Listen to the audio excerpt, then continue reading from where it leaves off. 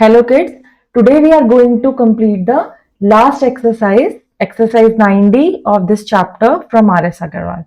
So let us start the class. So these are assertion and reason based questions. That means that each question will have two set of statements. Each question will have two statements. Assertion, one statement will be assertion denoted by A and the other is reason R.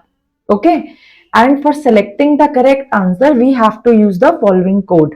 The four codes are given to us A, B, C, and D. So what they are saying is here in every question we will have two set of statements. Statement A, which is assertion, and statement B, that is second statement, which is reason R. And then we will have four options A, B, C, and D, which is same for every question.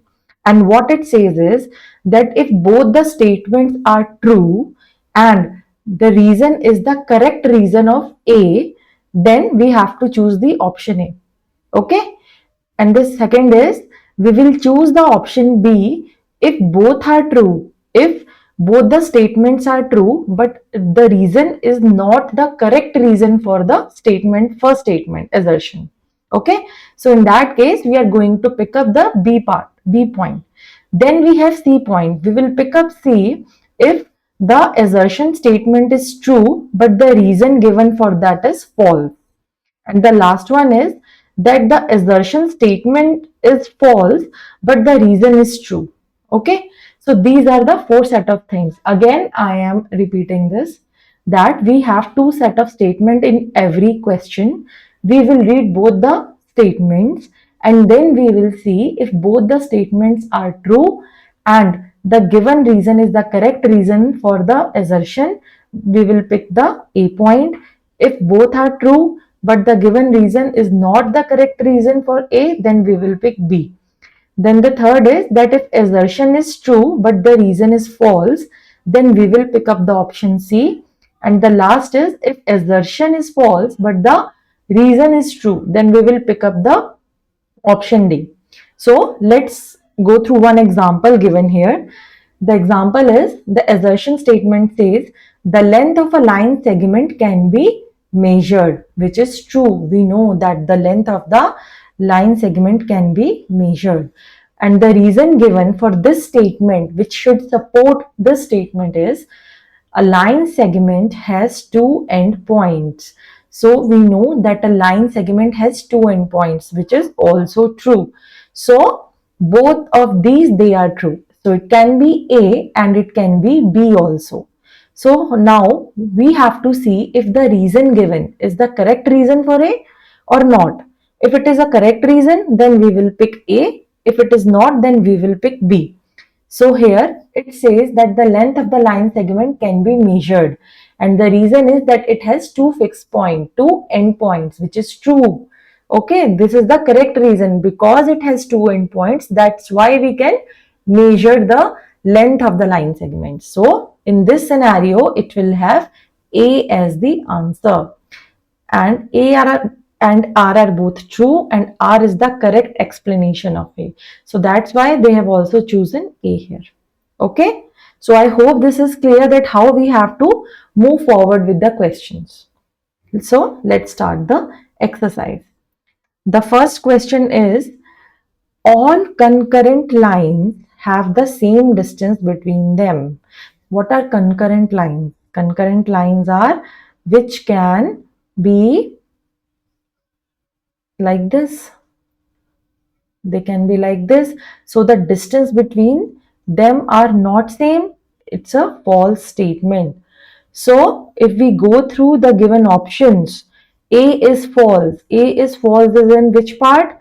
D part. So we can write down one as D. Okay, wait. I'll do one thing. I will mark the answer in red color. So answer is D. For 1, the answer is D. Okay. Now let's move to second question. Assertion statement is only one line can be drawn passing through two distinct points. This is true. We have seen this, that we can only make one line with passing through two distinct points like this, only one line can pass. So this is a true statement, is true. And then second part is an unlimited number of lines can be drawn passing through a given point. The second point is if there is only one point, we can draw unlimited number of passing lines. So kids, this statement is also true, right? Both the statements are true. Now we have to see if this reason is the correct reason for statement A, if this is the correct explanation of A. So here it is not that case. Why? Because in the statement 1 we are talking about 2 points, in the statement second, in the reason statement, we are talking about only 1 point.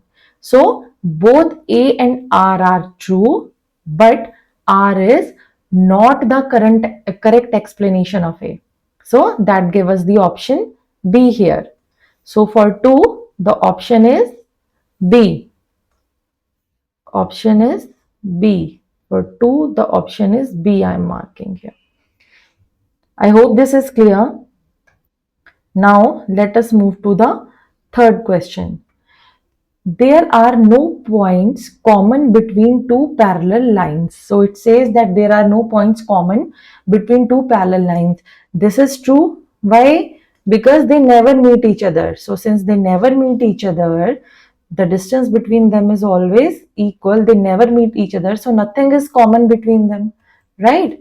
So in this case, the first statement assertion is true. Second is two parallel lines always have a same distance between them. This is also true, right? So both are true. It can be A option or B option. Now we have to see if reason is the correct explanation of A. So kids, see here, it is the correct explanation of the A part. Since we know that the distance between them is always equal and they never meet each other, because of that there is no common point, right? So we can say that the answer of question A is, third is A part. It is A option. Okay. Next is ray AB is same as ray BA. This we have done many times. It is false because the starting point is different.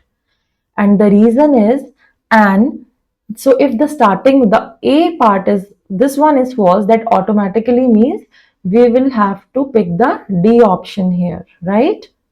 So we will pick the D option in question number 4. Now coming to question number 5, what we have here is the vertex is the common initial point of two rays forming the angle, which is true. This is the vertex. It's the common point between these two rays which are forming this angle, correct? So this is true. This fifth assertion is, sorry, I think I've marked it wrong place. This one is true. Okay. Now the reason given to us for this part is the two rays forming an angle are called the two legs of the angle. So kids, this is false. It is the two arms of the angle. The first one is true, the second one is false, means we have to follow the C option. Okay. It is the C option given to us. Now, next is the standard unit of measuring an angle is degree, which is true. Yes. And then a straight angle is equal to 180 degrees, which is also true. Both the statements are true, but we have to see if this reason is the correct reason or explanation for A. A straight angle is 180 degree, that is true, but that nowhere defines that degree is the measure of the angle. So answer will be B, because it is not the correct explanation, right? Now coming to seventh question. Seventh question is an angle measuring 360 degree is called a reflex angle. So kids, the angle which measures 360 degree is called as a complete angle. It is not a reflex angle. So this is false. Since this is false, we can directly pick the option D, because in D it is given the assertion is false, right? Now We will go to eighth question. The sum of an acute angle and obtuse angle can be equal to straight angle, which is true because see, let us see this. I am making an acute angle of 60 degrees and I am making the obtuse angle of this one. This one is 120 degree. So this is acute angle, this one, and this one here is obtuse angle, this one, and the sum of this is a straight angle 180 degree, right? So that means this is true. The sum of an acute and obtuse angle is equal to a straight angle, which is true, 180 degree. Now, the reason is two obtuse angles together can make a complete angle. Is it true? No, because two obtuse angle they together cannot make a complete angle. This is false. So the first statement is true, the second is false. It means we have to pick the option C here. Okay, for 8 it will be C. Now coming to ninth part, it says assertion is an angle measuring 270 degree is a reflex angle. This is true because it is greater than 180 and it is less than the 360 degrees. Now, reason is an angle measuring more than 180 but less than 360 is called a reflex angle. That is true, and also it is the correct reason for this. So that means for ninth we will have option A as the answer. Okay, so these all are the statement based questions. Now we have some case based questions. Same. Now let us go through this. Examine the following case study carefully and answer the questions that follow. Priya drew a figure in his notebook. The figure is shown below. So Priya has drawn a figure in her notebook and this is the figure she has drawn. Now based upon this figure, we have to answer the given questions. So let us pick these questions, kids. What we have here is, which of the following points are collinear? Collinear means the points which lies in the same line. So A, B, C, they are not in same line. B, C, D, again they are not on the same line. E, A, C, yes, they are in the same line. So we will mark them as correct. Okay.